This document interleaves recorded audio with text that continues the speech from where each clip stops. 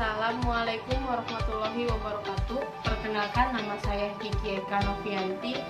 Saya mengampu mata pelajaran sosiologi di SMA Negeri 1 Banjarsari. Saya merupakan peserta PPG angkatan kedua dalam jabatan tahun 2020 di LPTK Universitas Negeri Semarang. Di sini saya akan mencoba untuk mempraktekkan video pembelajaran dengan pokok bahasan materi mengenai kelompok sosial. Assalamualaikum warahmatullahi wabarakatuh. Selamat pagi anak-anak, semoga kalian dalam kondisi yang sehat. Nah, pada masa pandemi ini kita diharuskan untuk melakukan pembelajaran secara daring, di mana apapun kegiatan ataupun aktivitas pembelajaran kita itu harus dalam jaringan, sehingga tidak bertatap muka secara langsung. Nah, sebelum pada pertemuan kali ini kita akan membahas tentang kelompok sosial. Nah, sebelum masuk pada pembahasan ini, kita akan mereview dulu pertemuan sebelumnya mengenai ciri dan fungsi dari kelompok sosial. Nah, sekumpulan orang dalam jumlah yang banyak dalam satu tempat yang sama itu belum tentu dikatakan sebagai kelompok sosial. Mengapa? Karena bisa dikatakan kelompok sosial itu jika memenuhi beberapa syarat-syarat yang sudah dikemukakan oleh Surjono Sukanto. Nah, salah satunya yaitu memiliki struktur, adanya aturan. Kemudian pembelajaran kali ini kita akan membahas mengenai ragam kelompok sosial serta partikularisme, eksklusivisme, dan kelompok dalam masyarakat. Nah, yang pertama, ragam kelompok sosial. Ragam kelompok sosial itu bisa kita lihat ada 5 gambar yang saya tampilkan. Kalian bisa menganalisis, bisa menyimak, itu termasuk ke dalam contoh dari kelompok sosial. Namun, itu termasuk ke dalam ragam kelompok sosial yang mana? Kemudian yang pertama, ragam kelompok sosial. Ada kelompok primer dan kelompok sekunder.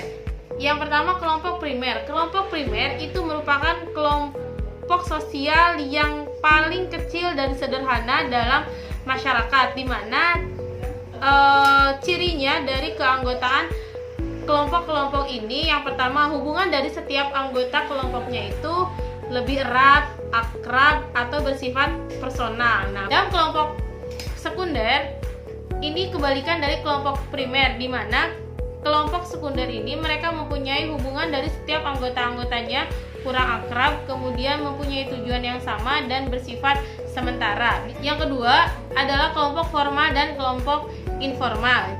Jika kita bisa lihat dalam tampilan gambar apa perbedaan kelompok formal dan kelompok informal. Kelompok formal itu adalah kelompok sosial yang terbentuk karena adanya aturan-aturan yang tegas.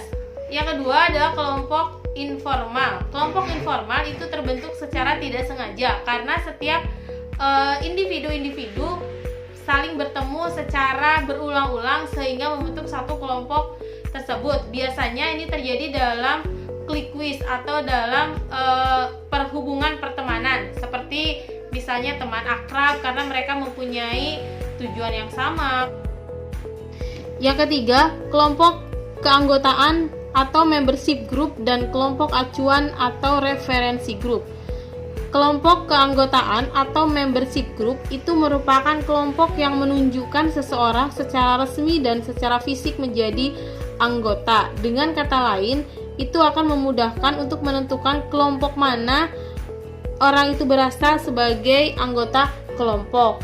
Yang kedua, kelompok referensi group itu merupakan kelompok orang yang secara nyata mempengaruhi perilaku seseorang baik secara langsung maupun tidak langsung. Nah, yang keempat yaitu kelompok in-group dan kelompok out-group.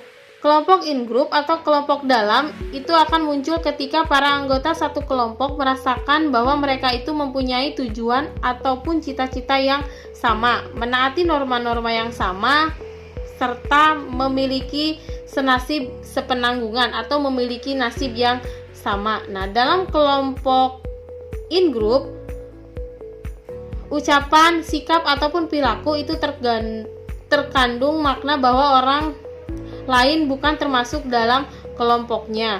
Nah, berbanding terbalik dengan kelompok outgroup.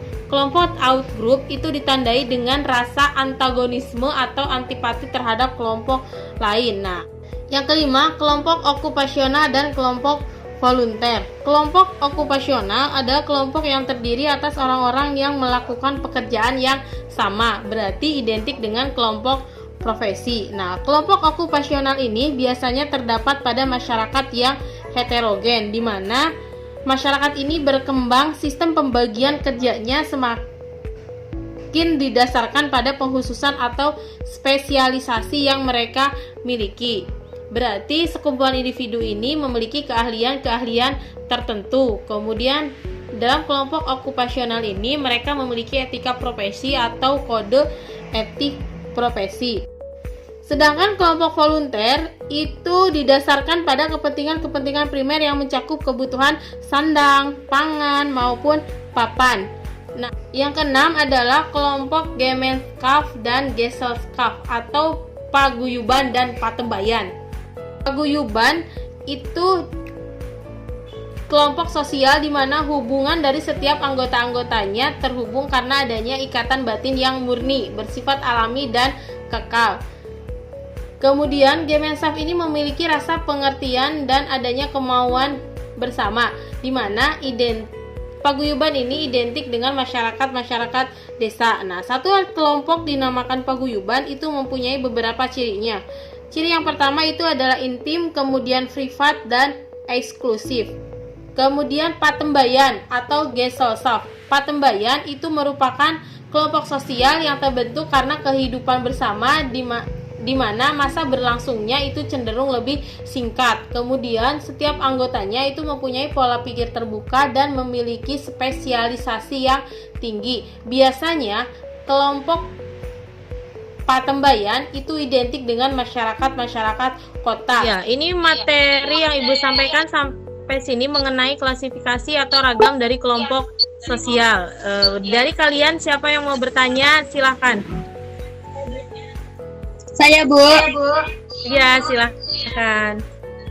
Jelaskan perbedaan grup dan perbedaan referensi grup dan membership group. Nah, perbedaan dari referensi grup dan membership group itu sebetulnya hampir sama dengan outgroup dan in-group, di mana ada kelompok yang melibatkan kita sebagai anggotanya, ada juga kelompok yang berada di luar kelompok yang melibatkan kita sebagai anggotanya. Sudah cukup jelas? Cukup, Bu. Jelas. Ya, terima kasih. Ya, terima kasih.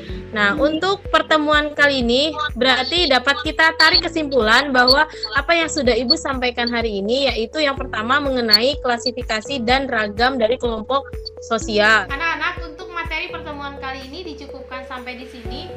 Kemudian Ibu punya tugas buat kalian. Langkah-langkah dalam mengerjakan tugas untuk pertemuan berikutnya. Yang pertama, silakan kalian cari contoh kelompok sosial yang berada di lingkungan sekitar kalian. Kemudian silakan nanti kalian analisis itu termasuk ke dalam kelompok sosial yang mana, kelompok primer kah, kelompok sekunder, referensi grup atau membership group. Nah, setiap individu itu boleh mempunyai lebih dari satu kelompok sosial. Nah, itu tugasnya. Kemudian kalau kalian sudah selesai mengerjakan tugasnya, silakan kirim tugas kalian melalui aplikasi Google Classroom. Cukup sekian pertemuan kali ini.